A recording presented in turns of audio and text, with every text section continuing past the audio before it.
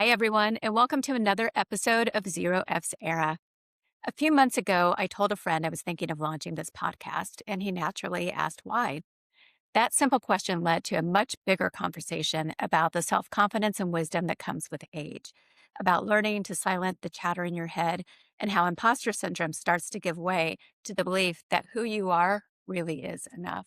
For much of my life, I found myself code switching before I even knew that was the term for it. I was carefully cultivating what I wanted people to see long before social media gave us a platform to do it publicly. I adapted how I wanted to be perceived, depending on the room, the audience, the expectations, and the version of myself I thought other people would best respond to.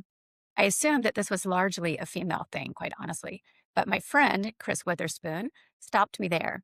He admitted that this really hit home for him. And it turns out women have not cornered the market on shape shifting to fit into specific spaces. Chris is joining me today to dive deeper into this and other topics. But first, a little bit about him. As founder and CEO of Pop Viewers, Chris is an entertainment journalist, producer, and entrepreneur. He is an entertainment contributor for NBC News, but you might also recognize him as the former entertainment correspondent for Fandango and CNN, as well as the entertainment editor for NBC's TheGrio.com. Chris has become a trusted voice in the entertainment industry, and over the course of his career, he has interviewed iconic figures such as Meryl Streep, Tom Hanks, and Oprah Winfrey, just to name drop a few. He has a 1,000-watt smile, and I get to bask in that warmth several times a year when we do segments together on NBC's The Today Show, where we pair our two mutual passions, entertainment and travel. So welcome, Chris, to Zero F's Era.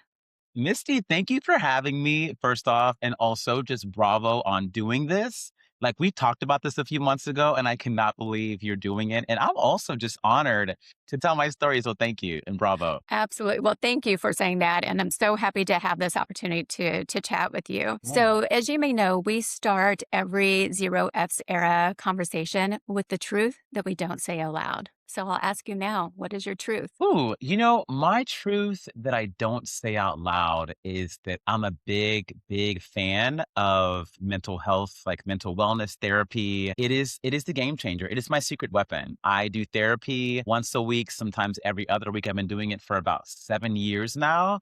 It has changed my life, and it is the thing that I probably keep a secret just because that's the way society has taught Black men to navigate life, but I do love opportunities where I can come out about it and talk about it. Well, I'm happy that you're comfortable talking about it because I have to tell you, you radiate positive energy. Whenever I'm around you, it just makes me feel good as a person. And it's why you are such a pleasure to work with and why these segments are always so fun. Is all that positivity owed to therapy? Because if so, sign me up. I would say I am just like in general a pretty happy guy, but I realize that I have days where it's not as easy to kind of like pull that in as it was, say, in my 20s. Or my early 30s. What my catalyst for therapy was, just to be really transparent, and I haven't really talked about this a whole lot. My dad passed away in 2017. Very surprisingly, I got a phone call one evening that he had died the night before in South Carolina, where he was living from a massive coronary. And I was sad. I spoke at the funeral. I didn't cry. I cried when I found out, but at the funeral, I remember I was just like holding this paper that I had written and I was saying some things. And at the end, I spoke directly to him. And I wanted to stop. I wanted to fall apart. And I was holding so much in because our relationship was estranged. There was just so much that people didn't know, but I knew that my dad deserved that. He was a 30 plus year military vet. He had served the country as a Marine, Army National Guard. He was some days my heroes, but also there was just so much trauma there and like a relationship that had been severed. But after he died, I found myself a few months later just crying uncontrollably. I was having a hard time performing, doing the work that you and I both do on TV and doing my job.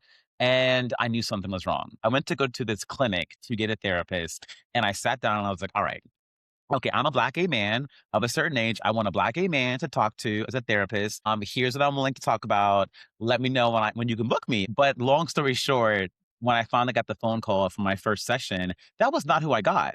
I wound up my long-term therapist being a white woman who I have no idea what her age is right now. But her name is Kaylee. She has changed my life.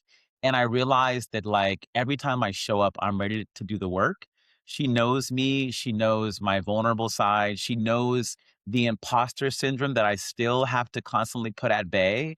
We worked through my childhood trauma and also just being an adult out here living life because life be lifing.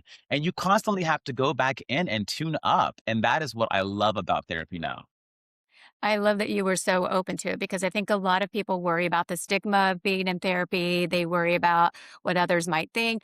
And it's perfectly natural to keep that side of your life private. But I think when you can open up about it and let people know, hey, this is what gets me through life, I think it's Yeah. really important and great that you're able to share that with people.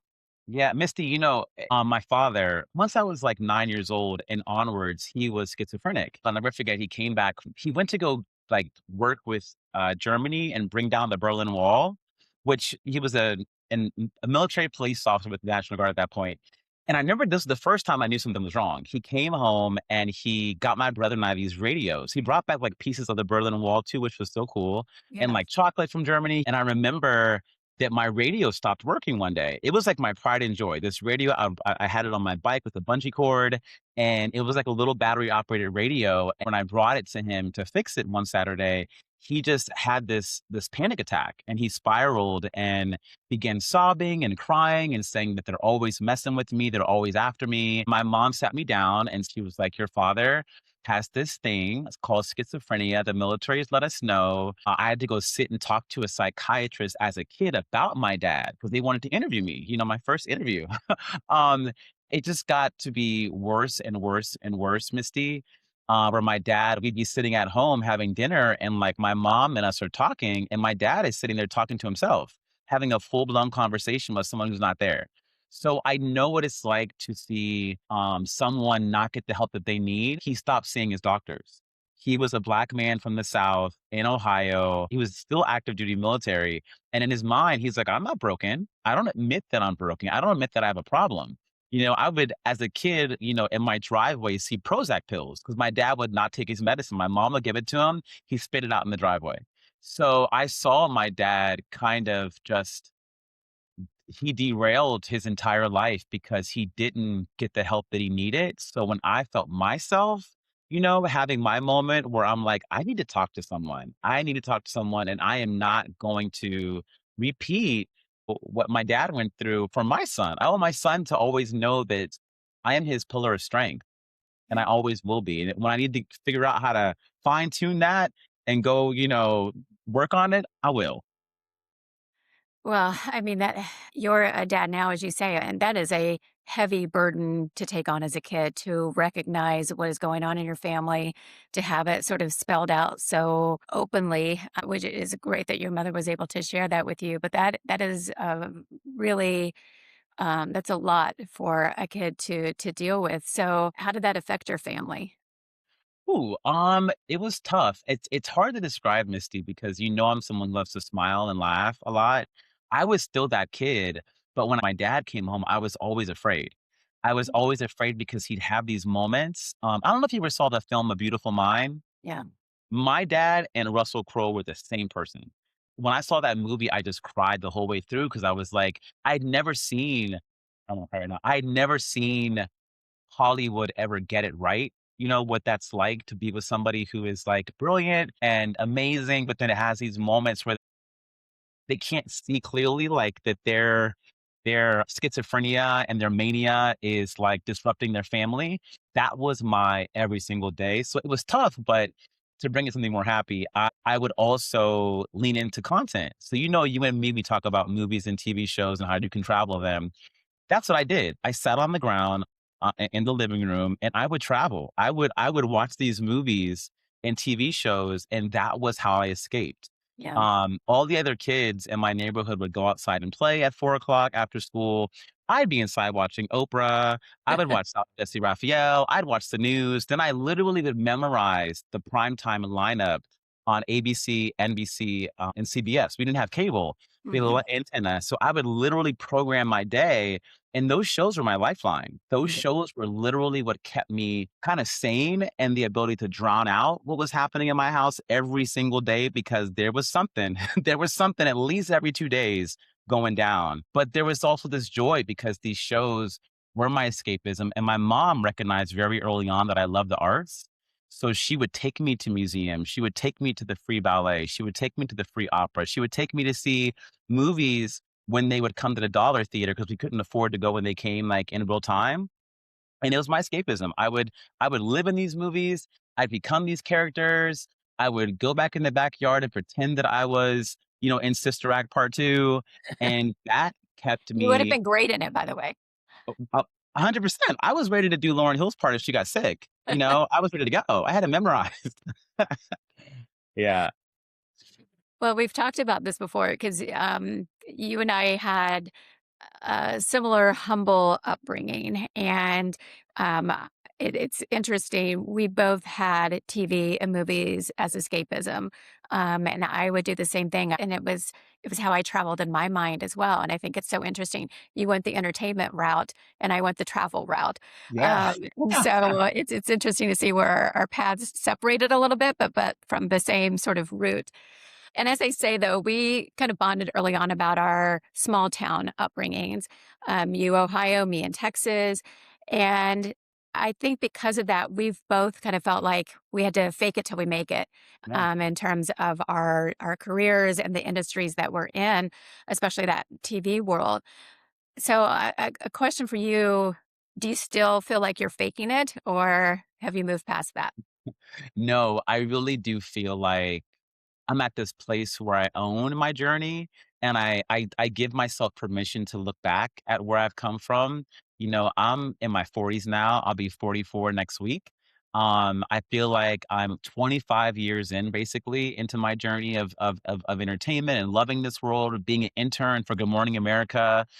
Back in 2004 to getting into the NBC Paid program to being an executive assistant to at one point the CEO of NBC Universal to all the things that you mentioned in my bio, I celebrate that. I bring all those little accomplishments and all those little tiny mountains that I climbed, I bring them with me.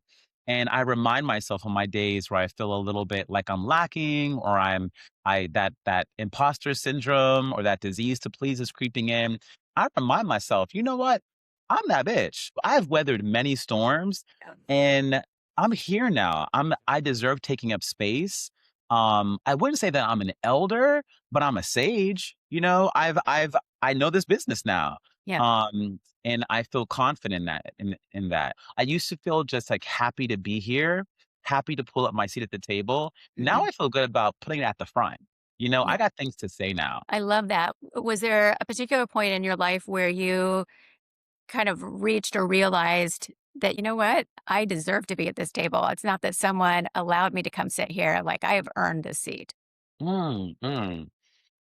It feels like for me, my journey of being a CEO and stepping out on this dream that is my company, Pop Viewers, raising funds, talking to investors, wearing multiple hats, like doing TV and being a CEO.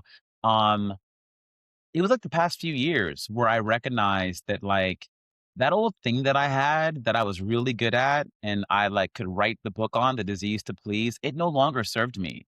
It's like at a certain point you have to let go or you will fall. You will wind up being in a bed somewhere with tubes running in and out of you because you don't have any more to give. Yeah. You're so focused on the folks that you have to in your mind earn their approval, whether it's investors, whether it's producers, whether it's, creative executives you want to work with. I realized at a certain point that I didn't have the bandwidth to try to please people. A lot of that came through therapy. And then I think also seeing my son become a teenager, I Mhm. suddenly began to realize, oh, wait, my son's 14, he'll be 15 in September. I was like, wait, he's going to leave the house soon. He's going to be a grown man out in the world. I cannot play small anymore because I'm about to be, a single dad out here in these streets and I need to like live the best life that I always dreamed of. I'm no longer the junior, I'm the senior and it's time to act like it. I think that about my kids as well. My daughter in particular, who's 13, and on days where I feel would feel a little bit like, "Oh, I've gotta really power through this," I think, but I need to be her example. She Yeah. needs to know what women can do. She needs to know that they get taken seriously, that they are at the table, that they Oof. are accomplishing things, and that people are listening to Amen. them. So, I think our kids and wanting to do better for them is an incredible motivator. When I was it was like the year 99 and I gotten accepted into college. And my family, nobody knew at church, but we were houseless. We had put all of our stuff in storage. We had nowhere to go. So we were like bouncing around different relatives' homes. But the church found out that I had gotten accepted into my college. And it was 4 hours away from Warren, Ohio, which was a huge deal for our town to go away to college. And I'd gotten like a scholarship, I'd taken out some loans, and I was just so excited, right? And I remember this lady at my church who she was called a church mother, but she Mhm. never really talked to me. I didn't really think she knew a whole lot about me or my dreams, but she came up to me and she put her hand on my shoulder like she was gonna hug me. And she said, "Listen, young man, when you get ready to go to college and you go to be a man, if you don't see the example, be the example." And I'll never forget that. I just kept saying it over and over and over again. And it took 20 plus years for me to really take that advice. And I feel like now I'm at that place where there are days where I don't see the example in front of me, still to this day, and I remind myself what Mother Harden said to me. And I shift into that gear. And it's definitely a zero F's moment where I'm like, all right, we're doing this. We're Chris Witherspoon. We don't got to be anybody else. We're the example, you know? That's such a beautiful piece of advice. You own that within you, and that's the responsibility you carry into the world. And even if you can't do it right in that moment, like that is the mantra to carry forward. I have a question for you though. Do you think that men and women experience the same crisis of confidence around their identity in the same ways? Or do you think we're all just ultimately navigating the same kind of fear of not being enough? Oof. That's a really great question. I do think that there's a lot of similarities that men and women feel around confidence and identity crisis. I think that what happens though is boys become men who have all these examples when you walk into a corporate building of the male hierarchy and men that are sitting behind the desk as executives. There's just so many more examples to pick from. But I think that women, and I also would say people of color, don't have those examples oftentimes. When you walk into rooms or you walk into the executive floor, the C suite, you sometimes don't see another woman. You sometimes don't see a black man, let alone someone who's gay like me, So 100, I think that men, no matter what, deal with imposter syndrome and deal with that idea of code switching. But I Mhm. really do think that it's oftentimes a lot easier to find someone that you can see who's a few rungs up the ladder that you can immediately relate to. You can immediately say, okay, I can do this because he did it. And that's not always the case for women and minorities, unfortunately. Yeah, yeah, I think you're right. Fewer examples, which makes her advice so much more poignant, is Yes. that, you Yes. have fewer examples to look to, so you need to be the example. Yeah. I feel like there are a lot of men now, which I'm grateful to have a young man who's growing up in this era. There are a lot more men now who are comfortable talking about their insecurities Yeah. and talking about, you know, imposter syndrome or not feeling good enough. I recently interviewed Sterling K. Brown for one of our big events, Vibes and Views, who we are both fans of Sterling K. Brown.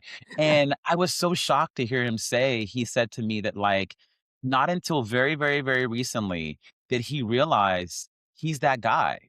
He said that, like, he had done all these great shows and This Is Us and Army Wives and Oscar nominee, but still felt like he wasn't like on that Don Cheadle level yet, Mhm. or that Tom Hanks level yet, or which that might be true, or on like just the level of one of the masters of his craft. Yeah. But it took him being 50 now to recognize, actually, I'm that guy now. I am that guy that the college actor wants to be, or the entry level actor, or the mid level actor wants to get to. Mhm. So yeah, I think even men battle it. They just battle it in a different way. Yeah, I think you're right, and I think to your point, we are raising our sons at a good point in time because vulnerability is not seen as a weakness now in the Mhm, same way it used to mhm. be. And whether you were a man or a woman, if you were vulnerable in some way, if you showed emotion in the wrong way, if you had a normal human reaction, sometimes you were punished for it. Yeah, yeah, and it's crazy. I'm working on a podcast. I told you I'm nowhere where you are yet, but it's called Nothing Silent, and I'm co-hosting it with an NBA player, James Johnson, and my lawyer Serge.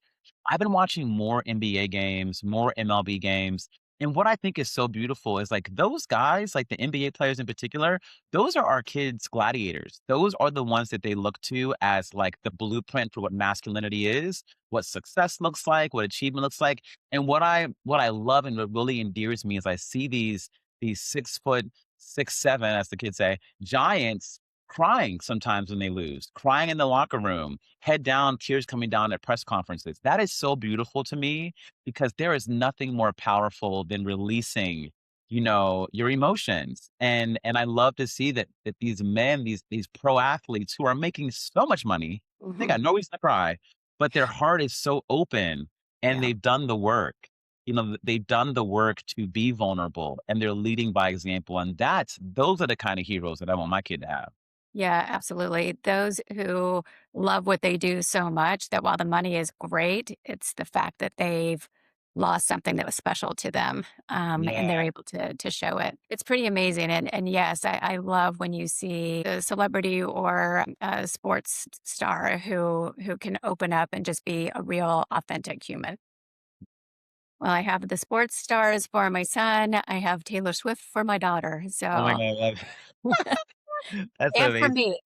Okay, same, low key same. I'll admit it here. Okay, couple more questions for you. What parts of yourself have become stronger or more authentic with age? I think the part of me that doesn't have it all figured out. I feel like there was a point in my life where I needed to always have an answer to something. I also feel like at a certain point, felt like I had to shapeshift to to be successful. I had to shapeshift and I had to find my way to a yes for anything that I was asked to do. In particular, anything that was like in the entertainment space, to MC something, to be on a panel for something, to do a segment for something. Yeah. I felt like I had to always say yes, or it would go to someone else, or they would just not want to work with me anymore. I'd be blacklisted from the invite list to come to the red carpet thing or to come to the premiere. And I've learned that no is a beautiful, powerful word, and no is a complete sentence. Jane Fonda, not to name drop, I had the pleasure of interviewing her before. I had the pleasure of, just hearing her talk and take up space. And she said that. That's the best advice that I heard from Jane Fonda. It took her forever to learn that Mhm. no is a complete sentence. And Uh, a powerful one. and a powerful one and a beautiful one. Because when Mhm. you say no, guess who you're saying yes to? Yeah. You, you Yeah. know? What's more amazing than that? It's hard to get to that point though, especially in your business because there's always someone lining up behind you who will say yes. So it's hard to make that conscious choice to say, nope, this is not for me right now. Misty, it's an everyday struggle for me. I'll be honest. I'm not over the hump, but I also recognize, and it's the same for you. There's only one Misty Bells. There's Mhm. only one Chris Witherspoon. And so I recognize what is for me is for me. I built this legacy that I have to recognize that I have, where I'm not at that stage anymore where I have to say yes. There was a time where I really was. At 30, it was my first time ever doing TV. My first time ever interviewing a celebrity was at 30. And those 7 or 8 years, I grinded. I worked on weekends. I love to post a photo of me at MSNBC on Saturday or Sunday, and I used to hashtag no days off. That's just not me anymore. I did that, and I have to stop and recognize that I am Chris Witherspoon. What is meant for me is meant for me, because the best thing now is to show up fully me, to Mhm. show up and give them the best of me, for me to be radiating. My cup is overflowing when I pull up because it's a resounding yes or it's Yeah. a no, period. No, and you have to take those days so that you can show up as your best self. And I think one of the things I've learned throughout my life, because like you, I used to just grind away because wanted to get ahead and I wanted people to think of me. And I started to put little fences around the things that were the untouchables. It was Mm. around family or certain, aspects of my life. But it took me a really long time to put that fence around me to make Oof. sure that I was keeping that safe as well. Ooh, Jesus be a fence, as they used to say in church. I love a fence. Oof. I'm gonna have to borrow that. I'm gonna have to borrow that. That is Yeah. yours, my friend.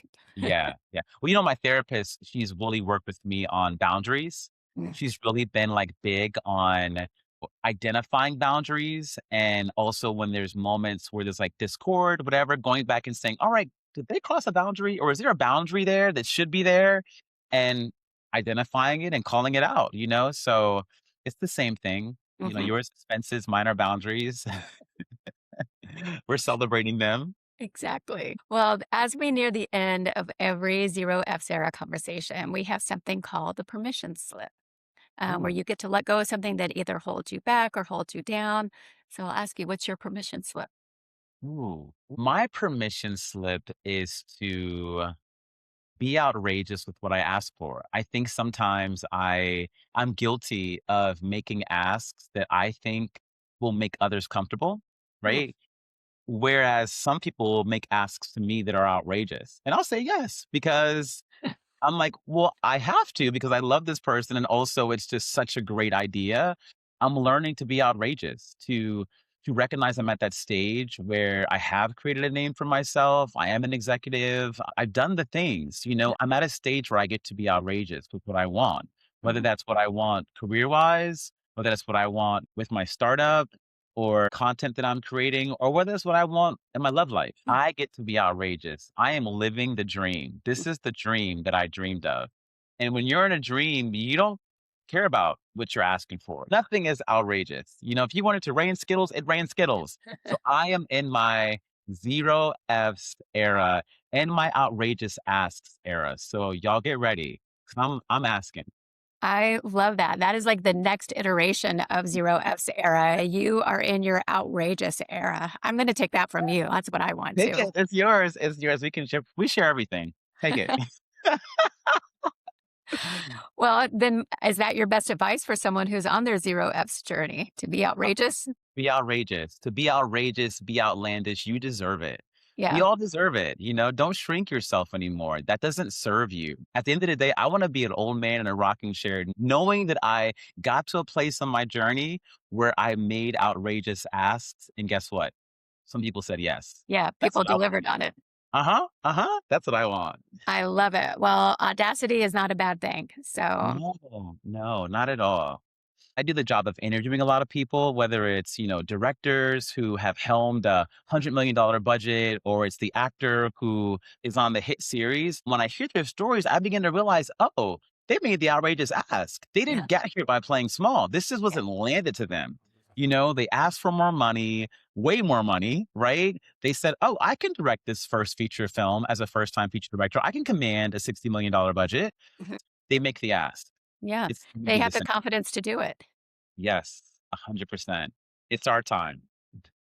I love that so much. That is great advice. Thank you so much for joining me today, for being part of the Zero F's journey with me. Thank you for sitting beside me on national television. All I have to do is show up and sit next to you, and we're a hit. So Yes, more to thank you. come on that, y'all. Get ready. We got more stuff lined up. We do. Catch us June 23rd. Shameless plug. Yes. Ah. Well, thank you again, Chris. Thanks to everyone for listening. Follow us on Instagram at Zero F's Era or email us at zerofsera@gmail.com. And remember to be all out of F's for the things that just don't matter so you can make space for the things that do. Thanks, everyone. See you next week.